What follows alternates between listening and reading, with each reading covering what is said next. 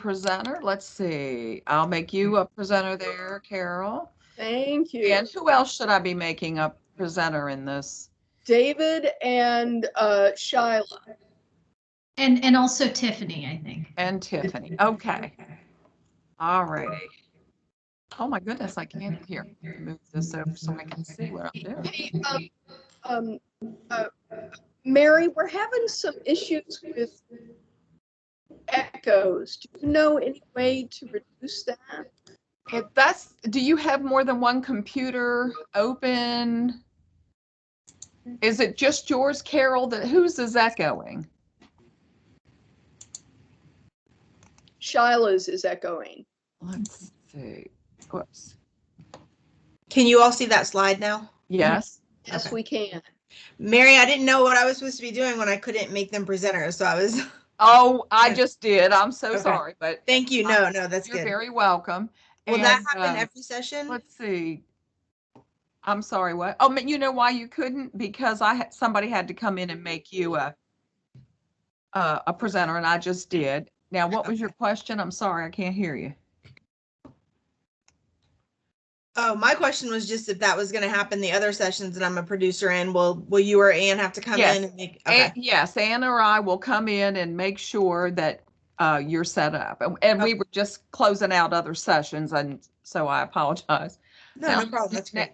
Who was, let's see, somebody was echoing? Yes, I think we all were a little bit. Yeah, I'm hearing everyone echo. Yes, So Shyla is. we're just thinking it's just on my end, something's wrong.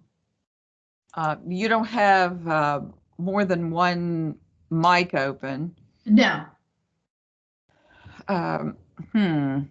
But honestly, if I'm not echoing to all of you, I can deal with you all echoing to me as long as it's not happening for the audience. I don't hear anyone echoing right. Yeah, right. Actually, right now it's fine. So I'm just gonna not say anything. Okay. And that could be a connectivity issue. Yeah. Which, if the connection gets weaker or stronger, it might come back. I will check though to see if there's any little tips about that. Carol, it's been many years since you were a fellow over at the Center for the Study of I know, and look at me now, all the way in Kentucky. Oh my gosh! So it's good to see y'all. It's good to see all of you today. I'm gonna let me see if I can get any tips on echoes. And also, is there a way to make the screen show all the presenters and not just the person speaking? Well, hold on just a second. Let's see. Hey, Shyla, if the echoing is bothering you, maybe try like a earphone, a headphone, because it could be that it's coming out of your computer and your mic is capturing the voice and then creating the echo. It could be. Let's try. Mary, there's the spotlight thing, but I don't know if that would work or not. Okay. Yeah. Sorry. Hold on. I've got to come back. Somebody wanted to know if you could put all the presenters up on the screen, right? Is that what you said? Yes, I'm just wondering if there's an individual for me so that when I'm talking, I'm not just seeing whoever's talking, but there's a little 3-dot ellipsis on the ribbon next to the hand that where you can raise your hand. If you click on that, there's something called, it's already set on gallery mode, but there's a together mode, and I don't know if you would like that. You can click on that, turn that on to see how you like it, and then if you don't, turn it back off. Okay, I see. I think I'll just let it stay as is. And then, are you all going to have any slides or? Yes, and I'm going to share them. Yeah. Just everybody, we are sitting in a lecture hall according to with our heads moving on my thing. How is this happening? Oh, so that was together mode. That's called together mode. And if you don't like that, go back and click on gallery and turn that off. A lot of people don't like that. It is kind of weird. See, Are you sitting in white chairs? It's kind of. I love it. It's so cool. Kara, you're next to me. I'm almost like want to hug you. I do not have this opportunity. I don't have this on my list of things that I can pick. Are there just one set of slides for all of you? Is that the plan? Yes. Okay. Yes. So as long as we know that whoever is sharing is able to do that, then we'll be in good shape. And I do have a title slide, so could I just share mine? Yes. You know how to do that, Carol? I'm gonna try right now. Oh, that helped. Okay, let's see. So let me. So. Whoa. Oh, that's not self-evident. Let's see.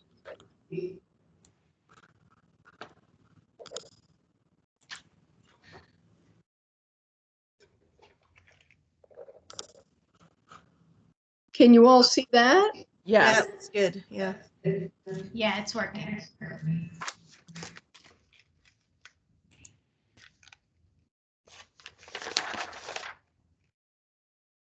Okay, can we leave that on like that? Does that make sense?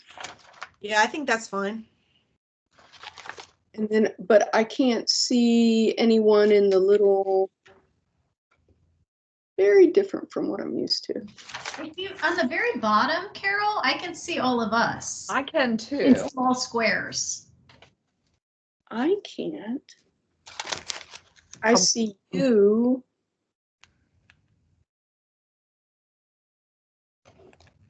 Mm, Oh, and then, but then now I don't have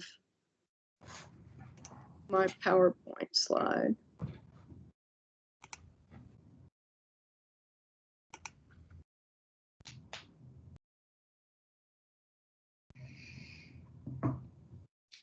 yeah, there you go.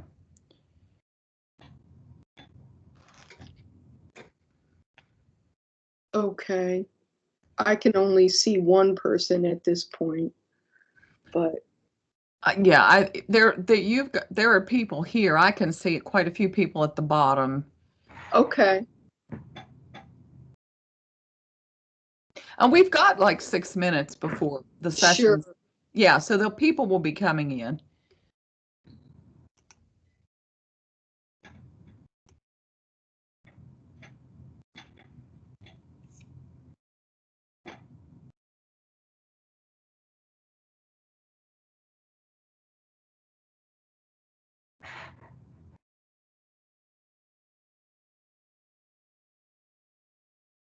Can you see me, Carol? I can. You're the only person I can see. Everyone else turned off their cameras. That might be Ah, part of it. You can't see me? I can't. No, David, your camera's off. Is it? Now I can see you, but just you.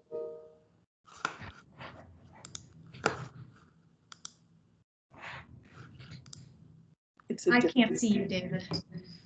Huh, I'm here. I can see myself. I'm wondering if it's different on a Mac.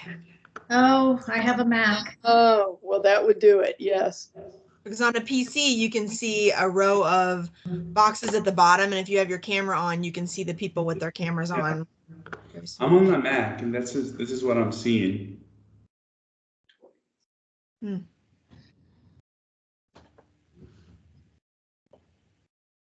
Well, we're all here. That's what matters. Yeah, that's, well, and if, yeah, I mean, yeah.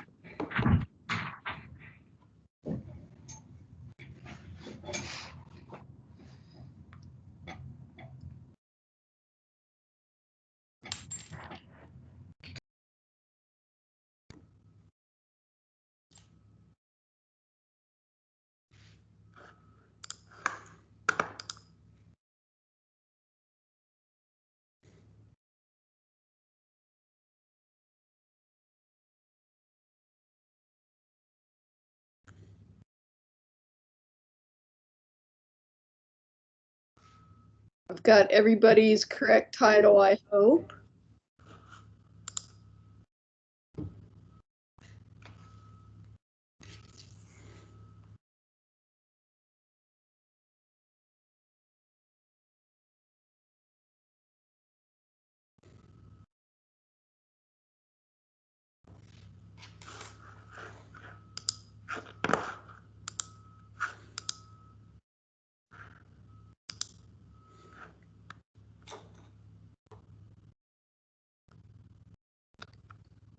And Tiffany, are you still on there?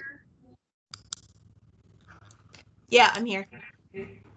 Do I just go ahead and open up the session at 2 o'clock? Yeah, I would say at 2 o'clock, just go ahead and welcome everyone. And because you're listed as the convener, so that would be what you would do. And if you want me to, when the question and answer period comes, it's up to you. If you want to try to moderate those questions, or if you want me to, I'm welcome to. Yeah, I'll be happy to. We've got that planned out. Yeah. And if people start asking questions when you all are talking, I will respond in the chat that you all will answer at the end, if that's okay. Yes, just slap them down. and then if you need me to at the end, I'll keep an eye on time and let you all know if we're getting close. That sounds great. Thank you, Tiffany.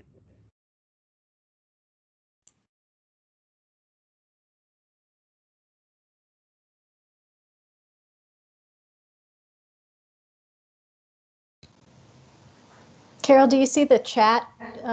Like when people put something in the chat, it shows up? Not right now.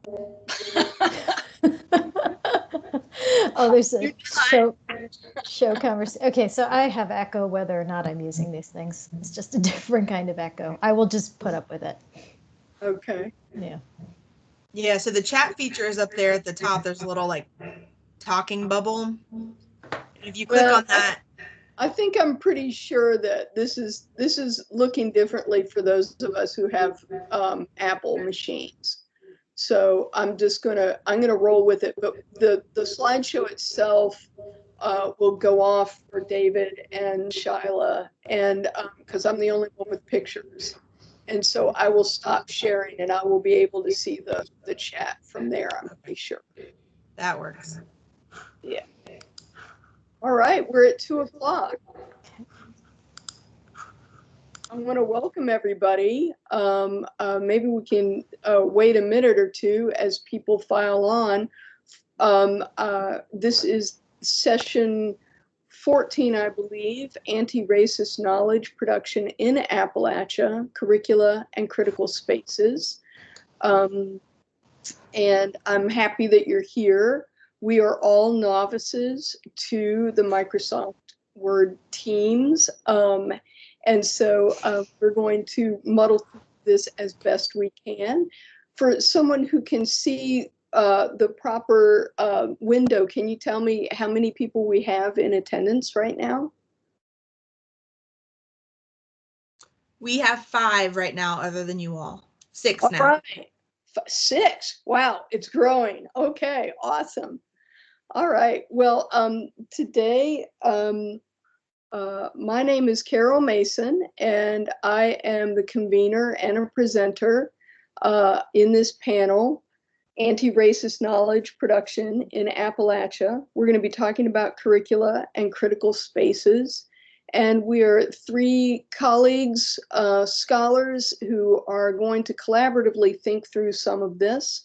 Each of us will speak for 15 to 20 minutes, and then we will have questions and answers at the conclusion of that. And today our presenters are me, Carol Mason. I'm professor of gender and women's studies and professor of English at the University of Kentucky. I will speak first for about 15 to 20 minutes. David Niemer is assistant professor of media studies at the University of Virginia. And he will speak following me, and following up will be Shyla Mayra, who is Assistant Dean for Diversity, Equity, and Inclusion and Associate Professor of Sociology at Virginia Tech. And together we're going to talk about anti-racist knowledge production in Appalachia. And I'm going to start off with a cautionary tale based on some of my research that was published in 2002. This is a cautionary tale for curriculum builders. I'm going to tell you a little bit about a historical case study of West Virginia's famous textbook battle in 1974 and 1975. For those who want to have an anti-racist education, this historical tale can tell you some of the things that can go wrong and show how curriculum disputes leave enduring legacies. So to give you some background on this, what happened was that in this time, West Virginia had a state mandate for multi-ethnic language arts curriculum. And the hope was to create anti-racist knowledge in grades K, kindergarten, all the way up through 12.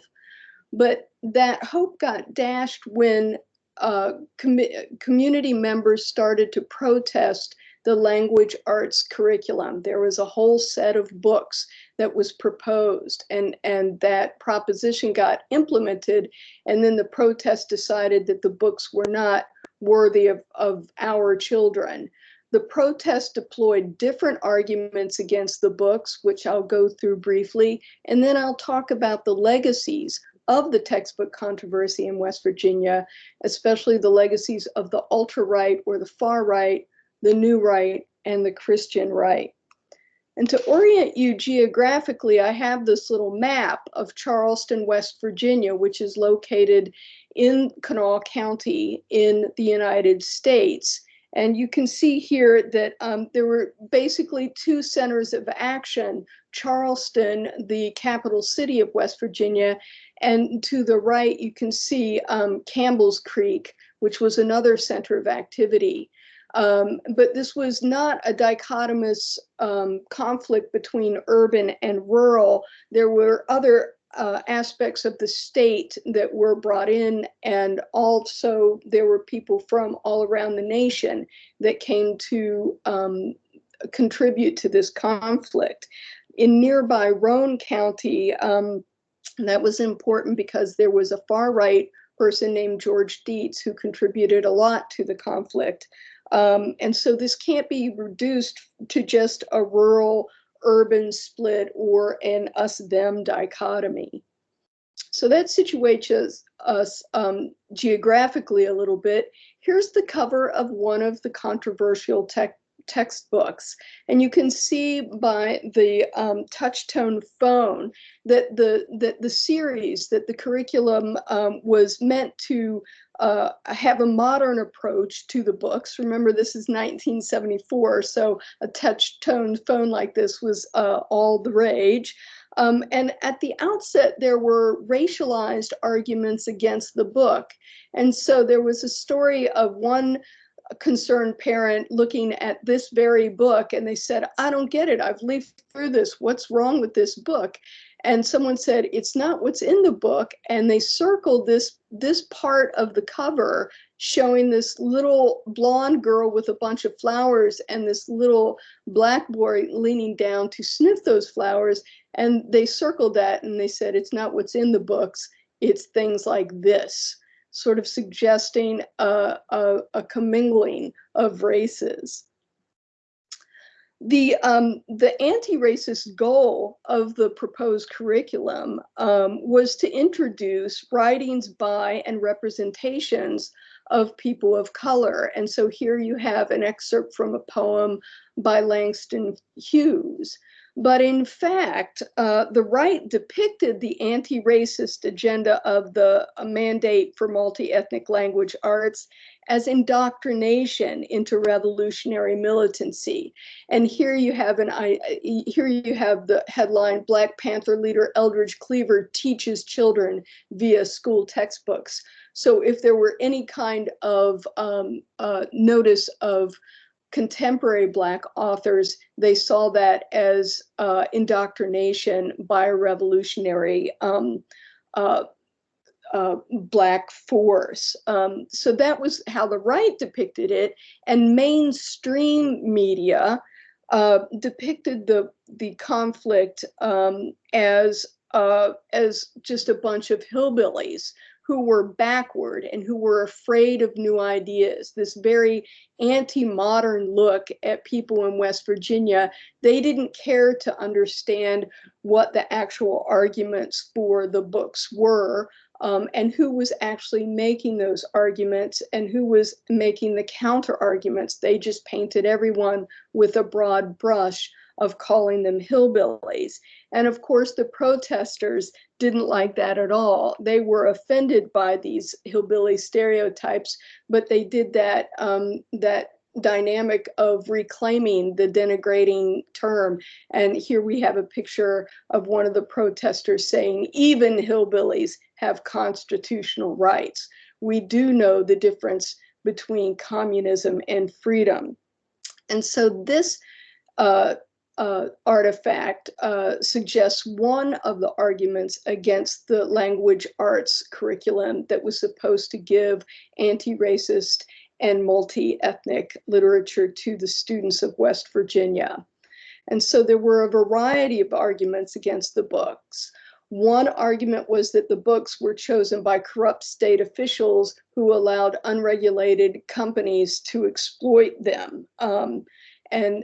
And another argument against it was that the books endorse anti-free market ideas that would regulate companies.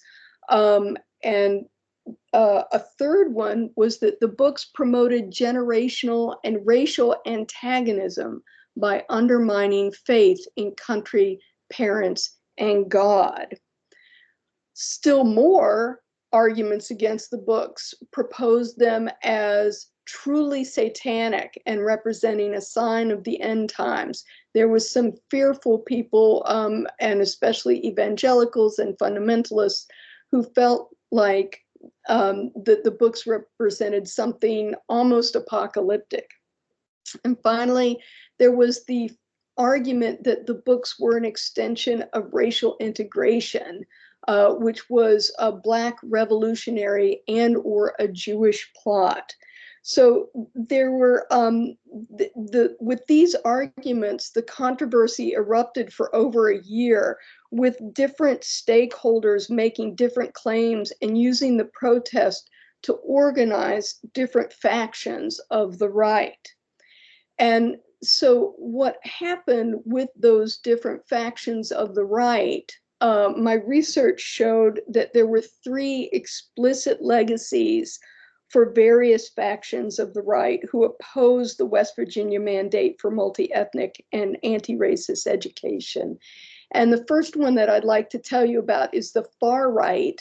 The legacy there was that the Kanawha County textbook controversy contributed to a unification of far right factions, leading to the Nazification of the Klan.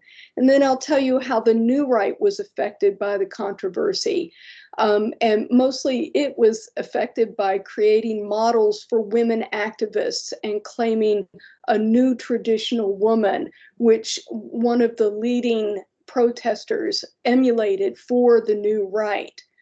The third faction of right-wing America that was represented in the controversy was the Christian right. And the Kanawha County textbook controversy politicized evangelicals and reclaimed a spiritual rhetoric for the right. And here I will talk about a preacher named Avis Hill. So really quickly, the far right was represented by a number of different feuding factions of the Klan and also of neo-Nazis. And the far right coalesced and unified these different factions, bringing together neo-Nazis and Klansmen in a unification that most scholars say happened later in 1979 and the 1980s.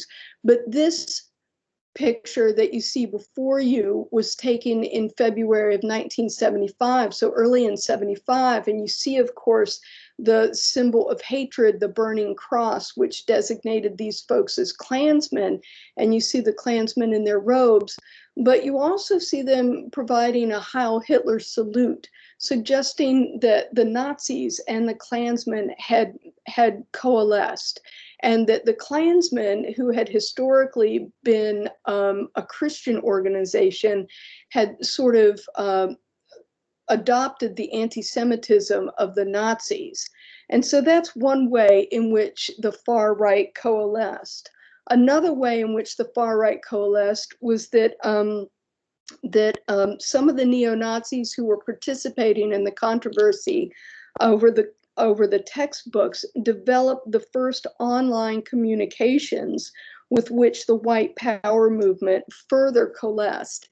And here's an advertisement for the Liberty Bell Network, which was an early computer bulletin board system, basically one of the first websites that allowed far-right racists to talk to each other nationwide. So that's how the far right was affected by the textbook controversy in their attempts to protest anti-racist education.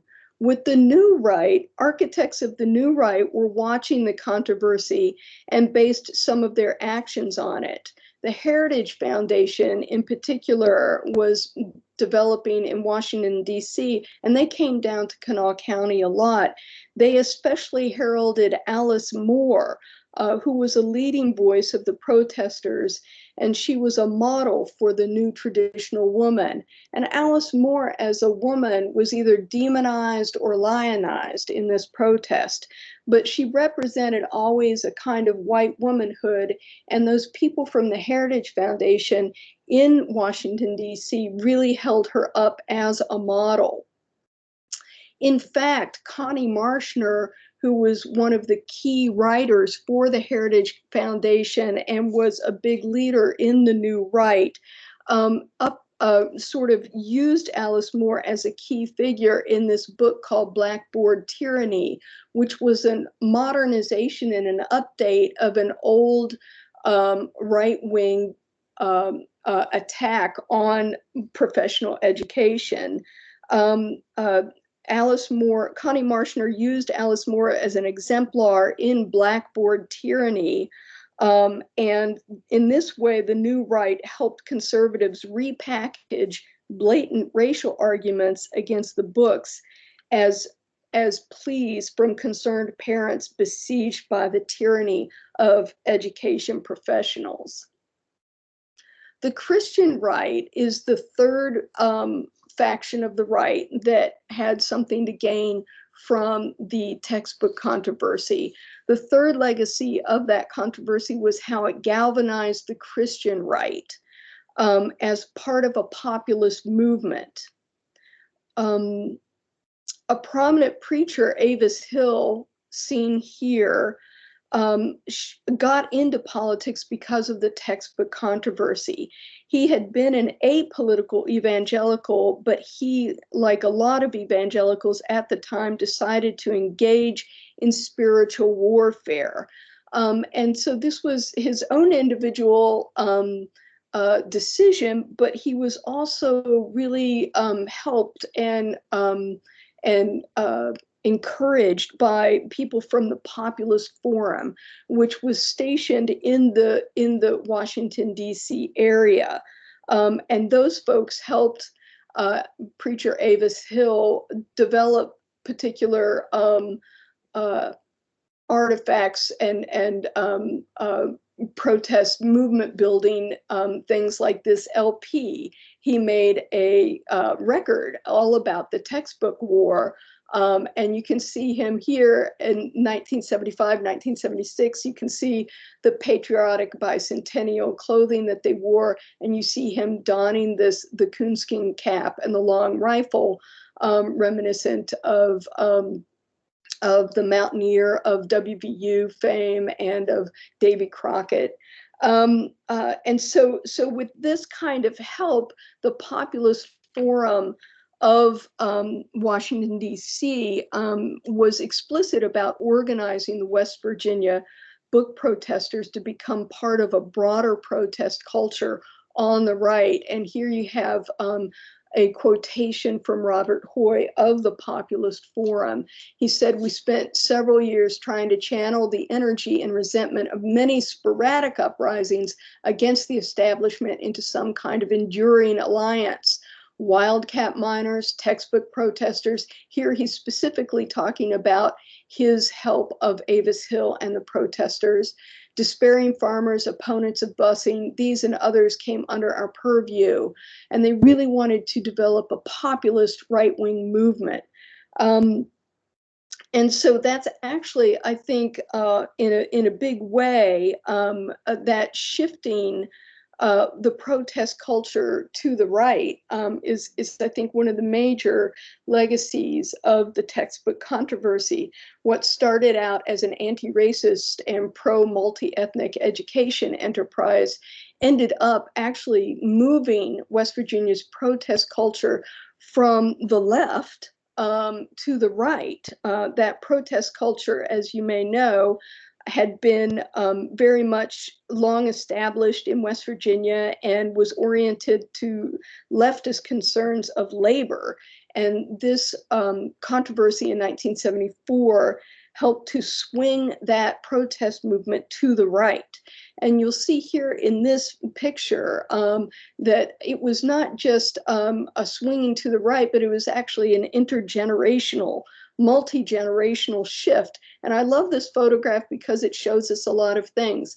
It shows us the sort of white power elements of the protest, because we see the Klan symbology here and the Confederate symbols here.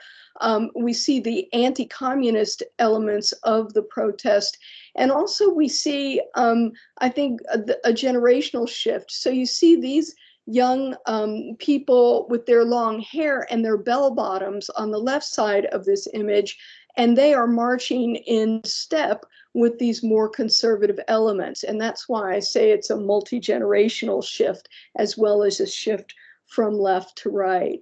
So to sum up, we have these legacies from the textbook controversy that benefited the far right, the new right, and the Christian right, all of whom were opposed to anti-racist education. And that's why I'm calling this a cautionary tale. But we see that these issues continue. This is a image from a textbook controversy in 2010, and we see that underrepresented people and students want their history to be reflected in textbooks, and we can see this young person protesting to that effect. And that was in 2010, but we've seen this legacy even come down much more recently, as late as January here with Trump's 1776 commission, which I believe is a culmination of decades of efforts to represent history as exclusively white, Christian, and culturally dominant, and rightfully so. And so with that, I think that we need to think about the challenges of developing anti-racist curriculum, and to think about the critical spaces that we do that in. And with that, I'll close my remarks. And now I'd like to introduce David Niemer, who's going to talk with us a little bit about the role of libraries in Eastern Kentucky as a critical space where anti-racist efforts go beyond the curricula and into the shelves. And I will now attempt to de-share my slides and bring David up on the screen so that everybody can see him. I'm hoping that worked. There's David's slides. David, take it away. Awesome. Thank you so much, Carol. Can you all hear me? Yes, perfect. Thank you so much, Carol, for that amazing presentation. I think it connects really well with what I'm going to be talking today. So this was actually, I haven't told you and Shayla this, but this has been a great gift for me because I have put this research on hold. And ever since Carol got in touch with me and Shayla about, this panel, that rekindled the will and the joy of going back to this to this research. And one of the things that strikes me the most is the fact that, well, yes, we're post-Trump, but we shouldn't get comfortable with what we have right now, because it was right into becoming too comfortable that we allowed Trump to happen, or these far-right groups to reemerge. And with Trump came Vanguard America, alt-right groups. And today I will talk a little bit about my journey into getting to this space, and hopefully at the end I'll present a couple of guidelines that I would like to present to you and see your ideas about it, if you have any recommendations or changes, because this is an ongoing research project. And so I'm going to present the case here to you all. So a little bit about myself, just to present a little bit. So I'm originally from Brazil, and I have researched issues of the digital divide for my entire academic career. So my primary focus has been on the favelas or urban slums of Brazil, but I have expanded this project to places like Havana in Cuba, Bangalore in India, and of course, Eastern Kentucky in the US. But why Kentucky? Well, sadly, Kentucky ranks very low when it comes to internet connection. So, Kentucky ranks 46th in the percentage of residents with access to high-speed internet, 47th, like bottom 3, in percentage of residents with internet subscription. That also has an effect with Kentucky students, like 36% of Kentucky students do not have home internet, which is a major problem, especially now in times of the pandemic, where we're spending most of our times at home Zooming or Microsoft Teaming. 10% of Kentucky teachers don't have reliable home internet, and Kentucky has this 8th worst state in the nation for student internet access. So it's certainly not a good place for those who are interested in access internet or have reliable broadband connection. Another reason why I focused on Kentucky was that before joining UVA, I was at the University of Kentucky, where I spent 4 years, and that's where I met Carol. And I started a research project called ICT for Eastern Kentucky. So ICT stands for Information and Communication Technology for Eastern Kentucky. So it was primarily a group aimed at understanding the causes and consequences and all the implications that the so-called digital divide will bring to the space.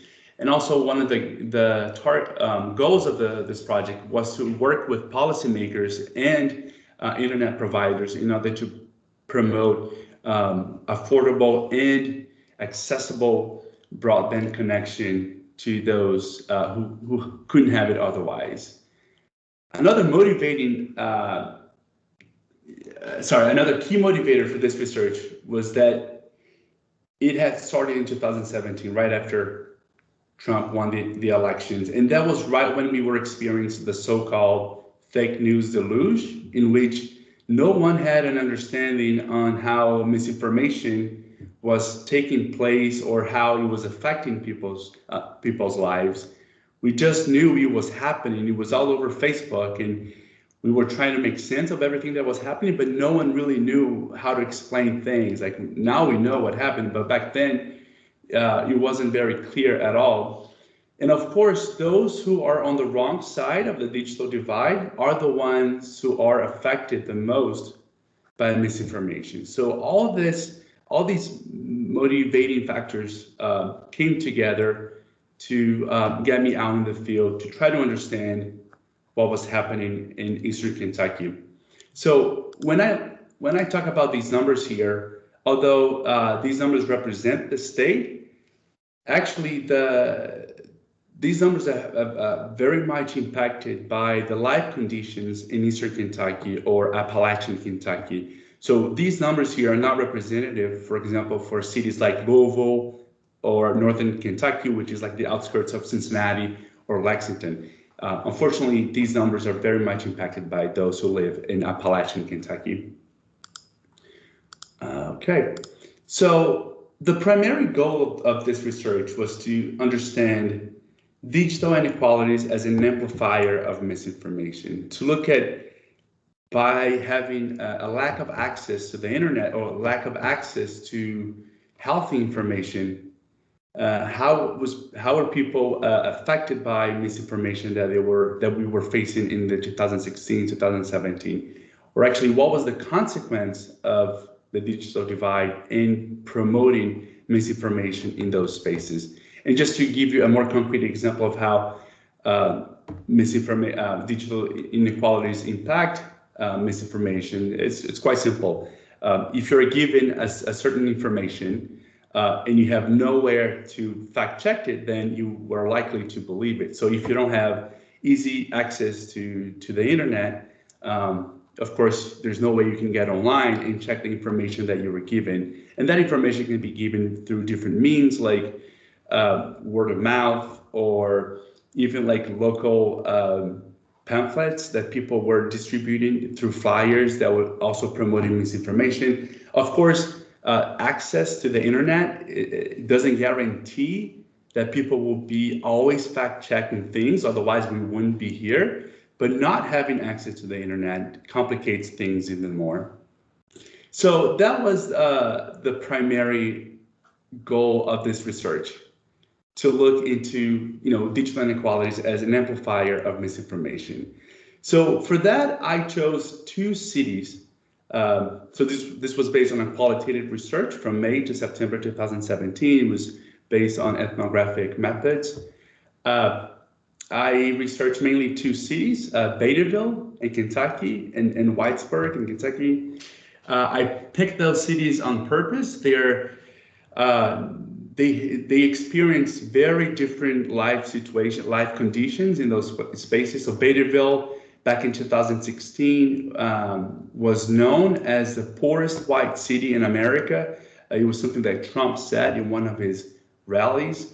And one of his spiels was that he was going to come and rescue those peoples in coal Appalachia, coal Kentucky, especially people from Badierville, Kentucky. So Badierville, Kentucky actually went all over the news. And unfortunately, when the progressive news outlets address cities in Appalachia, they tend to be very condescending and not really understanding the life conditions and the context of those spaces. So of course, bringing Badierville to the news wasn't something that people were very proud of, because the news outlets were actually looking down on them. Whitesburg is the home of Apple Shop. I'm sure folks here know Apple Shop is a think tank in Appalachia for media production, media archival. They are, champions in getting grants and promoting the arts and humanities. It's a great hub of media production and, again, media archival. And because of that, then Letcher County and Whitesburg attract several artists, people with a different interesting mindset that you wouldn't really see in other places in Eastern Kentucky. So I thought it was a good contrast between those two, because in Whitesburg, you did see an active community working together to take care of their own community and their own city, whereas Badierville seemed like more of the community wasn't as organized as it was in Whitesburg to take care of themselves. So the research was going great. People were super nice.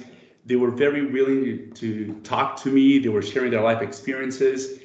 And one day, I had to come back to Kentucky for, I can't remember exactly, but I was there to attend a talk by Alicia. She is I can't remember exactly her title. She works at the Southern Poverty Law Center.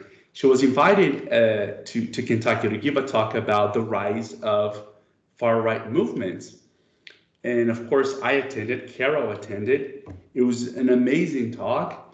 And then I saw these two guys looking very suspicious. And as you can see, one guy was recording the talk that Alicia was giving. I thought that was really suspicious. So of course I took a photo of them just in case if something went wrong.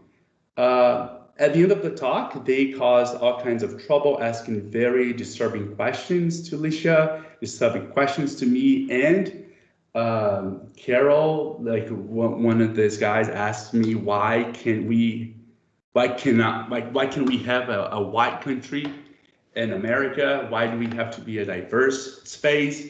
So it was very disturbing in that sense, but it was towards the end, and most people, were gone. So things didn't really blow up, but I saved the photo because I knew there was something else to them. I wanted to know who were them. Then Alicia on the next day called me and said that the guy over there was Dylan Hopper.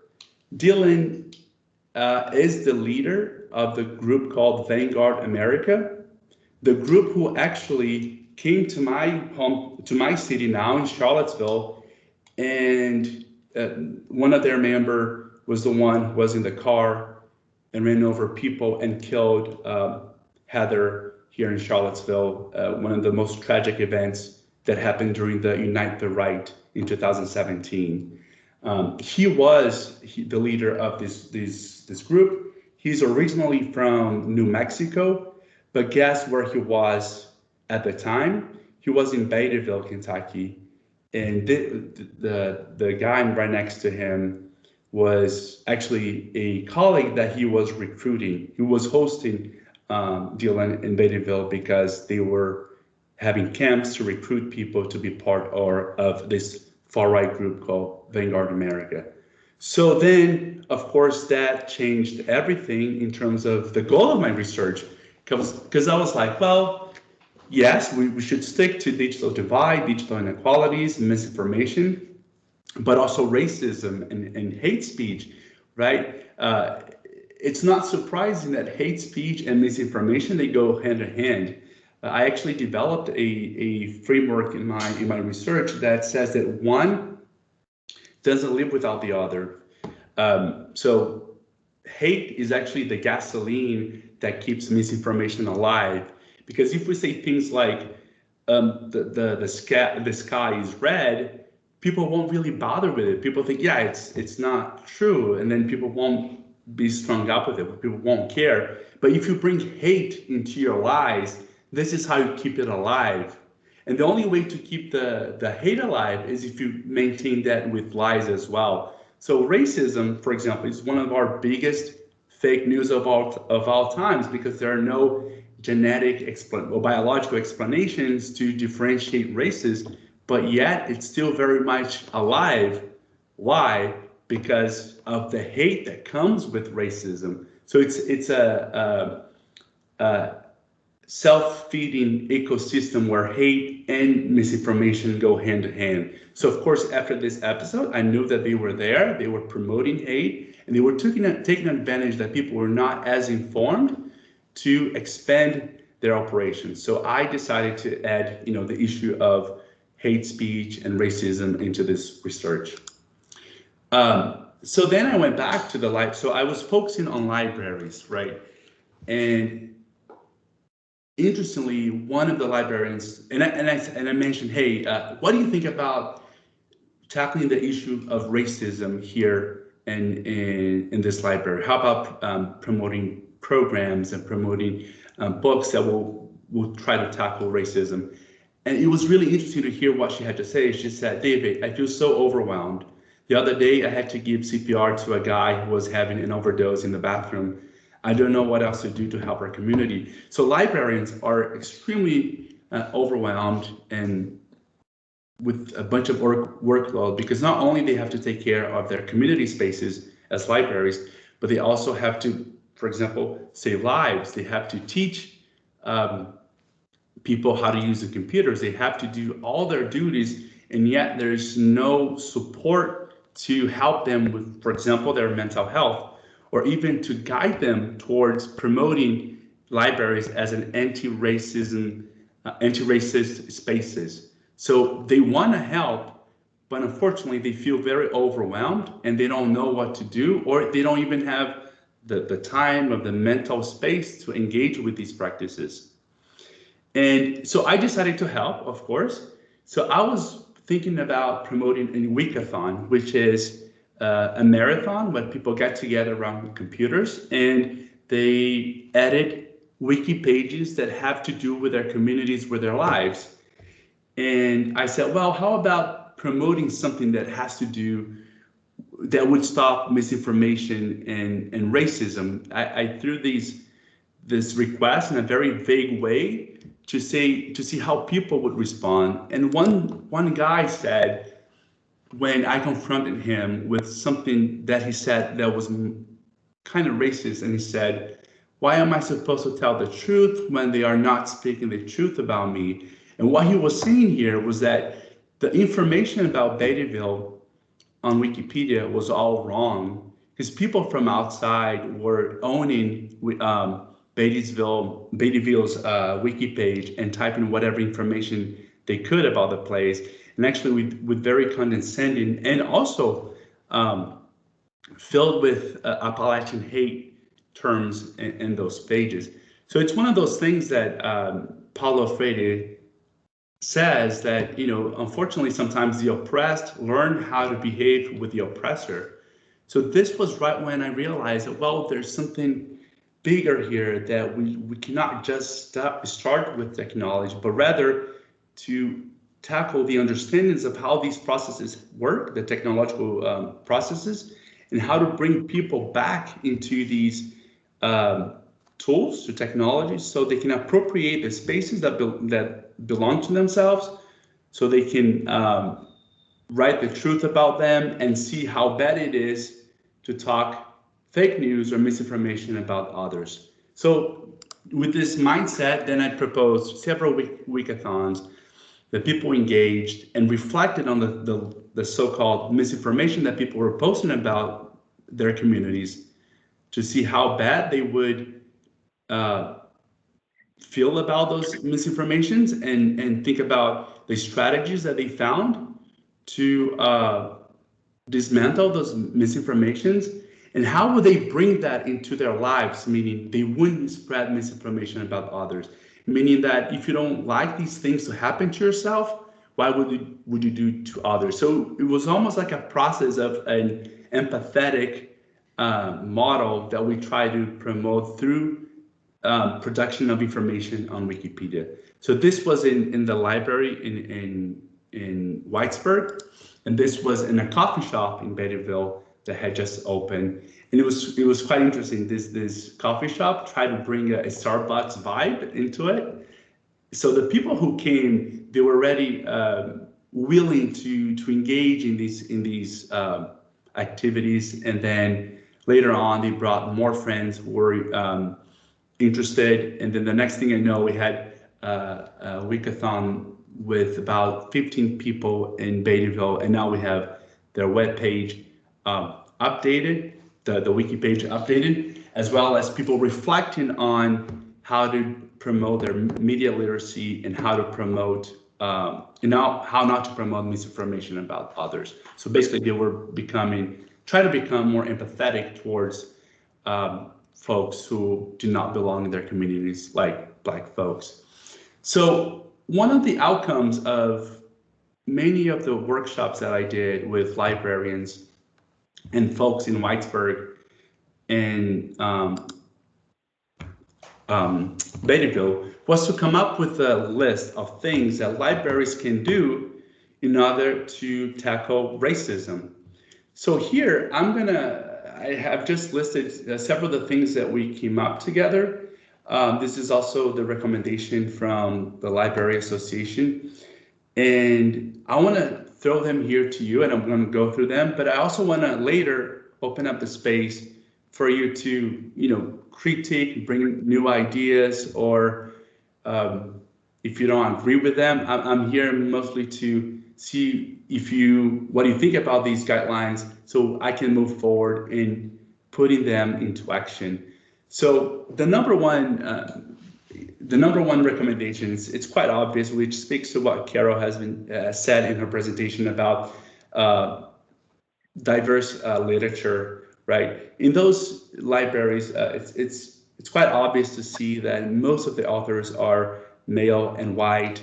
The Christian literature is heavily present and very much centered, in the middle of the library. Not that there is wrong about it, but it's just that it doesn't invite the patrons to go inside the libraries and explore that space.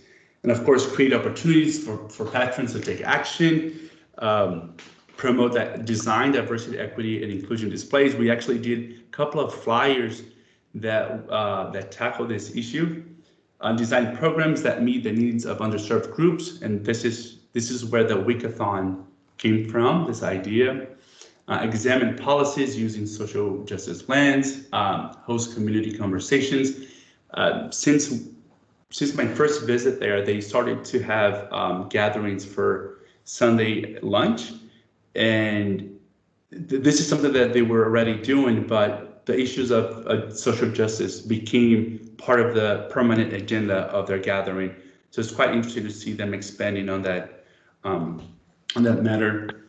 Host book discussions on social justice and issues, and then learn about social justice issues, I just said. Offer staff trainings on diversity, equity, and inclusion. And here I'll go beyond to just not offer trainings, but offer support, especially in terms of mental health to those librarians who are basically super overloaded with work and things that go beyond their duties. Provide authoritative and reliable information. So now it's more towards the misinformation issue. Provide a meeting space for diversity, equity, and inclusion. Purchase material on diversity, equity, and inclusion topics. Recruit and develop staff that represents the diversity of the community. Unfortunately, in those spaces, that also becomes an issue due to sometimes, for example, in Bettyville, I was there for about 2 months and I didn't see a single Black person. So diversity there has to go beyond the issue of race. They can focus on issues of gender, for example. Serve as a safe community space during times of civic unrest. Teach media literacy as a way to tackle misinformation. And use diversity, equity, and inclusion topics in information literacy and trainings. So this is basically what I have. I just wanted, again, to present a little bit how I got into this problem space and the guidelines that we developed in order to promote these spaces like libraries as spaces to dismantle misinformation and hate speech. So please let me know later about what you think about these guidelines, and if you have any other recommendations, I'll be happy to hear. But I'm pretty much done here. Thank you, Carol, and I'll hand it over to Shayla.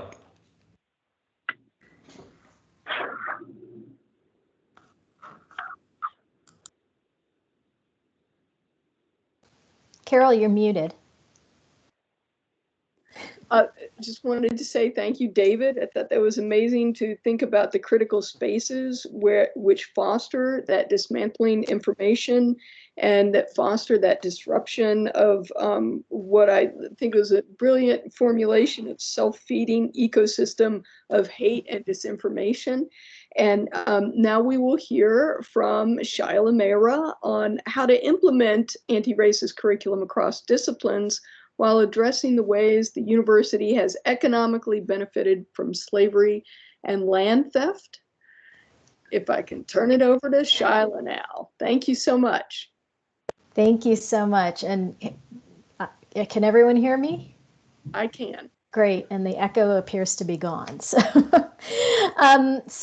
thank you very much, everyone in the audience, all of you initialed circles at the bottom of the screen. Thank you so much to Carol for organizing this event, to David for presenting alongside me, and to some of those circles are the people behind the scenes who are making this whole thing happen on our computers, and quite heroically, I think. So thank you very much. So I'm here to talk to you about the role of the university as a formal space for the development of anti-racist curricula. My goal is to outline, in particular, my goal is to outline critiques of this particular kind of work, and then to talk about its promise. At the outset, I'll state that the issues we face as we do this work at Virginia Tech are shared at every land-grant research university. I don't know that there's a lot of things that are particularly unique about what we are grappling with. So in this presentation, my goal is to address the larger regional, institutional, historical, and political economic forces that provide the context through which we are doing anti-racist curriculum development work. And to think about some places where this work might lead. And so I'm interested in thinking about the public library. Actually, we might have some points of convergence there.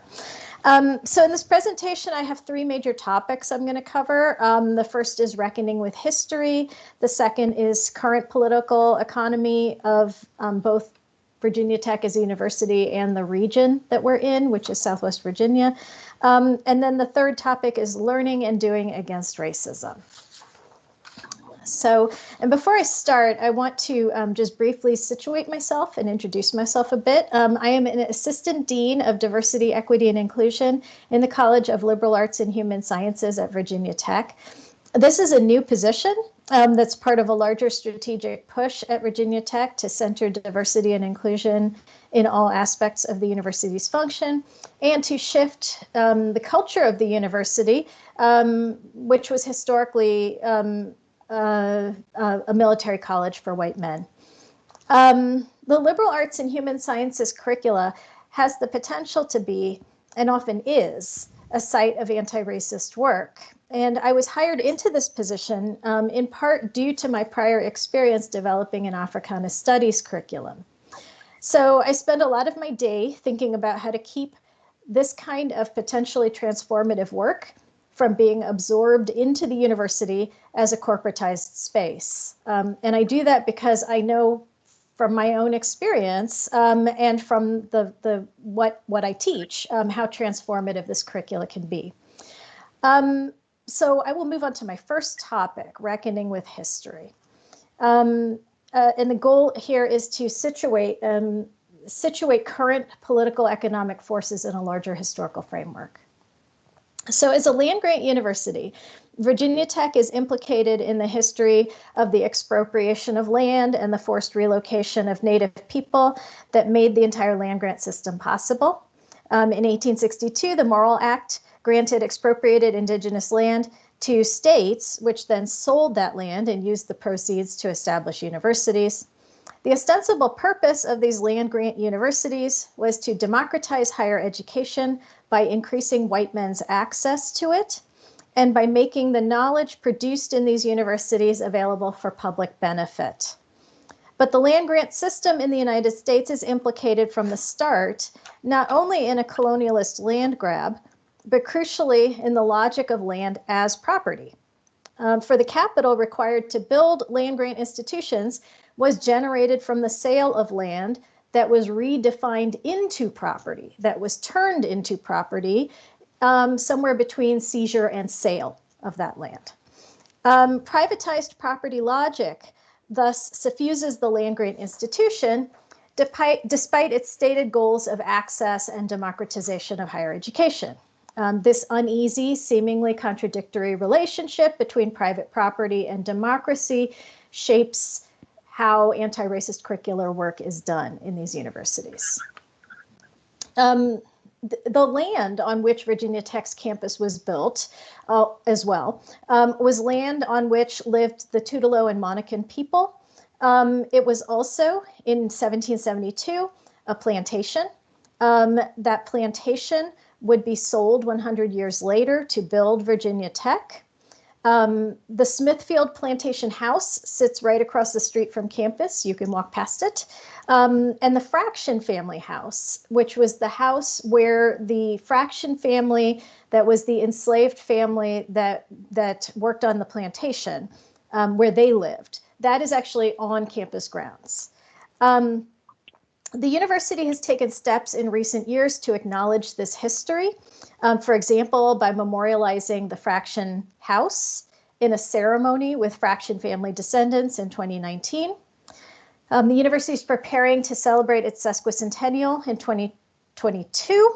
And in light of that, an ad hoc group of faculty is working extremely hard, we meet weekly, to make sure that this history of land and labor expropriation can't be evaded in the celebration of the 150th anniversary of the university. So these issues, the land grab that financed the land grant, and the fact that campus is on land that was made productive by the exploited labor of African descended people, and the property logic that pervades both these phenomena, draw a semi-direct line from the origin of the university to the property logic that shapes it today. And this brings me to the next topic, which is the current political economic landscape, both of Virginia Tech and of Blacksburg, which is the town where the main campus is located. So Virginia Tech is a land-grant Research One university located in Blacksburg, Virginia, in the Blue Ridge Mountains, with other campuses in Roanoke and Northern Virginia. It is the largest employer and the strongest single economic engine in the New River Valley region. As it continues to lean into its tech-based identity, Virginia Tech has forged stronger ties to the Northern Virginia area, which is the wealthiest and most populous part of the state. With its history as a military college, its connections to Northern Virginia, and its focus on engineering and technology, Virginia Tech has numerous ties to industry and government, including most recently Amazon. Amazon named Northern Virginia, there was a competition for where its headquarters would be located, and they named, I believe, Arlington in Northern Virginia, one of its headquarters. And Virginia Tech has promised to produce a slew of new tech workers who would then be employed by Amazon. The ties to Northern Virginia go beyond research funding and corporate partnerships, though. The largest number of Virginia Tech students come from Northern Virginia. Virginia Tech's undergraduate applications and enrollments have increased considerably beyond projection in the past couple of years. And these students from Northern Virginia, almost all of whom would be college bound, no matter where they ended up going. That they would go to college was sort of beyond question, are driving a lot of that enrollment growth. And then the last thing that we're facing many things here, but the last thing in the context of this talk is that Blacksburg is currently experiencing a kind of rural gentrification that is driving housing prices sky high. I imagine something similar started a little while back in Charlottesville, but I don't know for sure. So housing prices are through the roof here. Housing supply and demand are wildly mismatched. Blacksburg has become a real estate investment market, including for some Northern Virginia parents of Virginia Tech students. And that further has distorted housing value. And last but certainly not least, the university has acquired considerable amounts of land in town and is rapidly building those up, which adds more pressure in a town where the need for affordable housing is very acute. So these factors, the relationship to Northern Virginia as the sort of suburban end of Washington, D.C., the corporate partnerships and the rural gentrification mark Virginia Tech's present, its 21st century present, as it navigates its growth as an institution, whose center of gravity appears to be shifting eastward to Northern Virginia, while it remains geographically located in Southwest Virginia. So those in the Virginia Tech world who feel that the university is disavowing its Appalachian location, perhaps aspects of its Appalachian identity, and perhaps aspects of its access mission, its mission to increase access to higher education, in order to chase the waterfalls of wealthy students from both in-state and out of state, those people have some evidence to back up their assertions. So these past and present contexts in which the land-grant university accumulates, expropriates, extracts, and conglomerates capital in service of itself as a historically white institution shape the terrain of struggle. Our current discourses around diversity, equity, inclusion, and now anti-racism find their origins in how universities contained the student movements of the 1960s. These were student movements to truly democratize higher education, not through the mere inclusion of more non-white students, but through a radical critique of how the university produces and legitimates knowledge. By demanding that universities recognize and incorporate the knowledges produced by oppressed people, social movements generated a crisis of legitimacy in universities, which were forced to contend with their role in creating and authorizing white Western epistemologies as if they were truth. So these dynamics of accumulation of property and containment of people and social movements set the stage for considering anti-racist teaching and research in the university, which is the topic I turn to next. Okay, so the third topic is learning and doing against racism. This summer, my university president released a statement decrying police violence against Black people. Yours might have as well. For the record, I do not disparage these efforts. I think the statement that came out of my university was pretty good, and I would much rather these things be said than not said. But such statements are part of an ever-evolving dance in which large bureaucratic entities organized around and historically dependent upon colonization and expropriation contain oppositional movements by absorbing them into their bureaucratic structure. By outlining a bit of the present and a bit of the past, I mean to make us hear the not so lower frequencies underlying discourses of anti-racism in the modern land-grant university.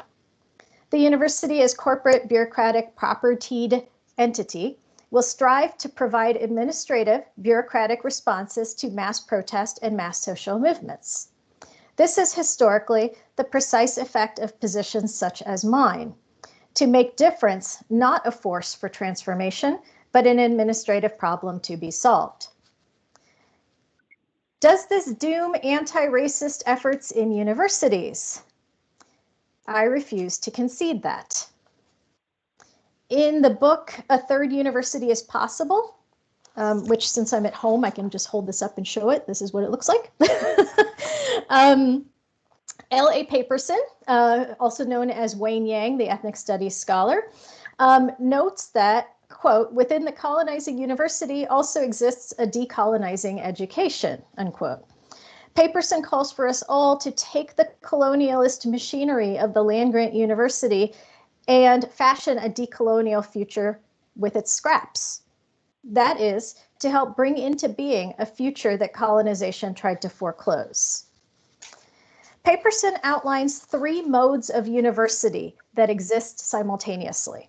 Okay, so when I talk about the first, second, and third university, which I'm about to, I'm not talking about a chronological development. They all exist at the same time in the same place. So the first university is imperial. This is the university that employs us and that often makes us despair. It is driven by accumulation of land, student loans, and intellectual labor, including the intellectual labor of minoritized subjects. The second university is critical. It operates through critique. And this is probably the one that many of us know well.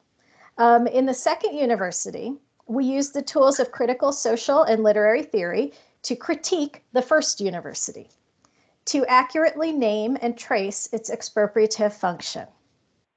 The second university presumes that, through critique, social transformation will be produced, freedom will be achieved, hierarchies will dissolve. You'll note the passive voice here. The second university presumes a transformation, but is not structured to produce it, in part because it remains dependent upon the political economy of the first university for its ability to function. In other words, the second university, like the first university, remains dependent on tuition, still has capital expenditures, and still benefits from the acquisition and development of land. The third university, as Paperson defines it, and I feel maybe I should call him Yang. Anyway, pen name. The third university strategizes. So if the first accumulates, the second critiques, the third strategizes. Built from the scrap metal of the first scrap material of the first university, it uses critique, which is the mode of the second university, to fashion that material to decolonizing ends. It happens in spaces in the university, including, but also exceeding, the classroom. For those of us who work in critical race, ethnic, and gender studies, sometimes the process of collectively engaging in building these programs is a third university space. So if you work in these interdisciplinary fields and spaces with other people, and you engage in that really lovely brainstorming work of what do we want students to learn, that can be, there's elements of that can be a third university space. Some prison education programs could be considered a third university space. I see the prison and police abolition study groups that are popping up on campuses all over the country, and that are navigating both the classroom and social media as instructional spaces. I see those prison and police abolition study groups as a third university space. Student and faculty-led mutual aid networks, many of which cropped up due to the pandemic. These are third university spaces. In general, spaces forged in the university to do the political education work of imagining liberation, or what scholar Ashawn Crawley calls, quote, otherwise spaces for affect and imagination, could be considered the decolonizing ghost in the colonizing machine that is the third university in its most aspirational form. So to illustrate this, I'm going to give you a brief example that isn't exactly a one-to-one example. So in 1965, Black, Latinx, and Asian students at San Francisco State University, who also lived in the neighborhood surrounding the university, organized a tutoring program for the neighborhood kids. And in doing so, they built relationships with the moms of those kids. So when the students decided to stage the longest sit-in in campus movement history, the moms joined them. Very literally, they joined them in the sit-in on the campus. The student demands from this sit-in movement produced the first Black Studies department in the nation. So here's an example of how third university action, which is both the tutoring, the relationship building, and the sitting in, produced the conditions to institutionalize the second university, the Black Studies department, within the first, San Francisco State University. Today, especially in liberal arts colleges like mine, the second university's critique function remains strong. It's structurally vulnerable, but it's undeterred. As we build anti-racist curricula and learning in the 21st century, critically examining and refreshing the relationship between second and third university spaces will become acute. For, as Paperson notes, anti-racist curricula is a framework of the second university that, though it is a necessary precondition of social transformation, cannot actually produce that transformation by itself. So I conclude this presentation with a speculative proposal that to truly produce anti-racist learning outcomes in the context of the first university, we have to actively build and nurture third university decolonizing spaces from the scraps of the first university. To get to that phase, second and third university spaces must be in contingent but not hierarchical relationship to each other. And this is where I actually think, sort of conceptually, this is where some of the work of developing anti-racist curriculum and learning is how the second and third university spaces negotiate their relationship to each other. So part of the work of anti-racist learning will come in how that relationship gets negotiated. My feeling right now is that relationship should stay contingent. And that the autonomy of the third space should be preserved to the extent that it can be.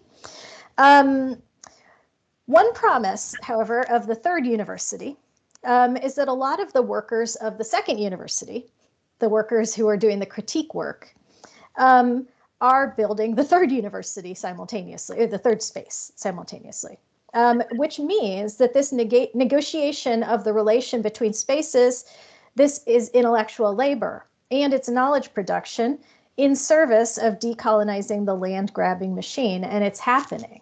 And that is, I think, something, if this is something you're interested in doing at your university, is to sort of listen for those not so lower frequencies and look for where that work is happening.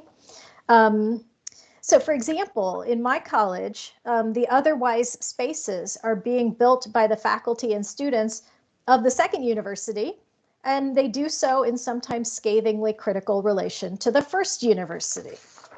They do this because they know through Black and Indigenous wisdom systems that they are in the university, but not of it. And I'm just about to finish here. So lastly, what might be the hardest work of all, and a sort of complicated, just a complicated position to occupy. We have to figure out how to protect these spaces, the second, but especially the third, from being absorbed into the first university's property logic, lest they become agents of the very land grabbing, colonizing, accumulative system that they are critiquing and dismantling. At universities like mine, which are simultaneously investing in diversity and inclusion while doubling down on the corporate university model, the stakes cannot be higher. Thank you. That was amazing, Shyla. Thank you so much. I think that that was just gave me so much to think about, both presentations, and I'm really excited to open this up to questions and comments from the audience. As far as my computer is working, I see one comment from Susan Virginia Mead, but it is cut off and I cannot read it entirely. So I wanted to ask if Susan Virginia Mead might want to respond yourself. Sure. Can you hear me okay? Yes, we can. I'm very excited that my faculty meeting is over and I'm able to give you my full attention. I'm hoping my memory serves me correctly. And I graduated from sociology and all my graduate degrees from Tech. So have affinity for you. My thing, as you were talking, and I was thinking about the identity of being in Southwest Virginia and Appalachian and how that is embraced now. If I'm remembering correctly, Montgomery County decided to opt out of the ARC definition of being Appalachian early on in that definitional time. It wasn't the only higher education county that decided to do that, but it was because of the stigma, I think, of what Appalachian meant.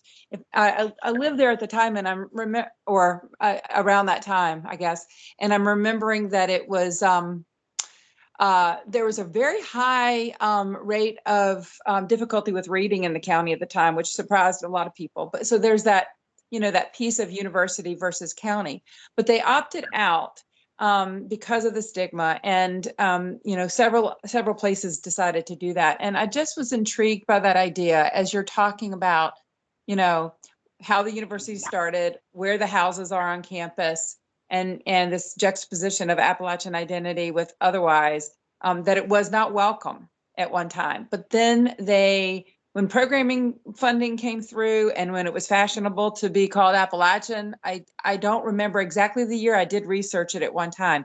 It decided to opt in. So I think that's also true maybe of my home county of Rockbridge County, where Washington and Lee and VMI are. So if I'm right, or even if I'm not, that concept of being able to self-identify in these ways that you're talking about, and also this is Appalachian identity. I just thought that might fit in, or somebody might have some comments on it.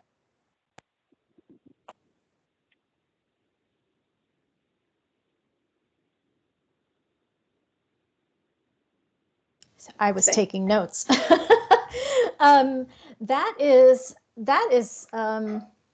That's really interesting. I'm going to have to look into that because I think it speaks to a larger dynamic. I think of land grant universities, right? Which so if Montgomery County was able to opt out or opt in, and other places that have land grant universities aren't able to opt out or opt in, they still opt out or opt in.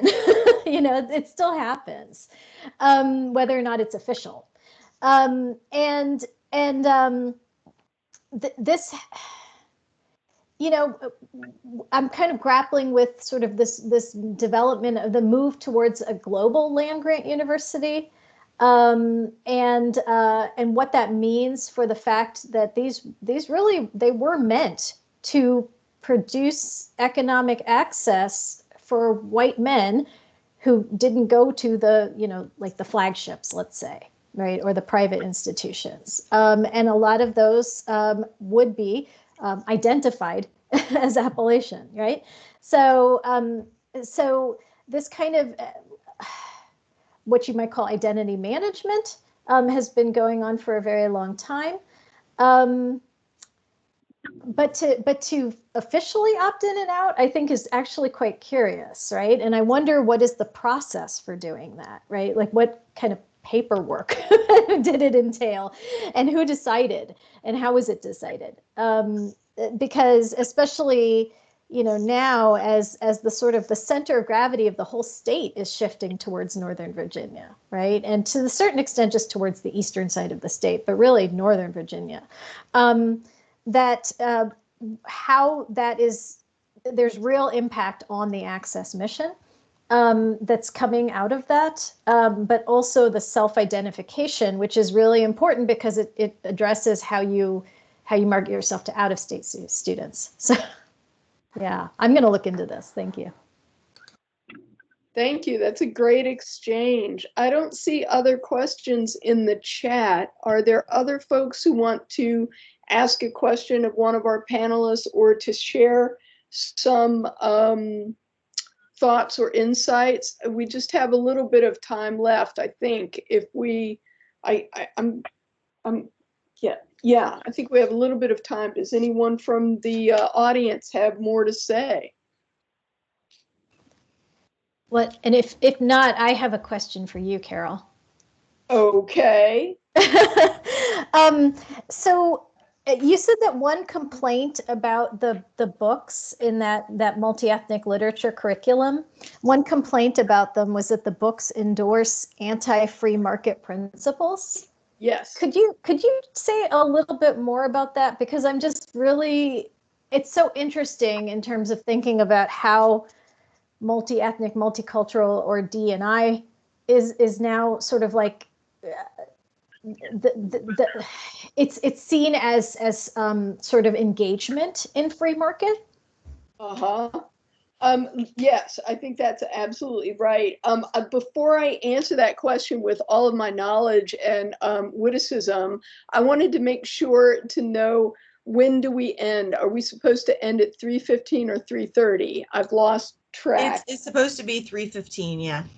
3:15. So maybe we don't have time for me to answer that. Well, and that's okay, actually, because David just texted in that his internet isn't working. Yes. So he's left the panel. I would like to then wrap up because I'm cognizant. I want to be respectful of people's time, and I'll be glad to tell you more about that. It was basically an extension of some anti-communist curriculum. Okay. That the Koch brothers started, and that we are seeing quite a bit of fruition now. But yeah, you and I can have a great talk about that. But at this point, we're supposed to go to 3:15, and I just think that it was a really interesting trio. I want to thank my co-presenters, David Niemer and Shaila Mehra.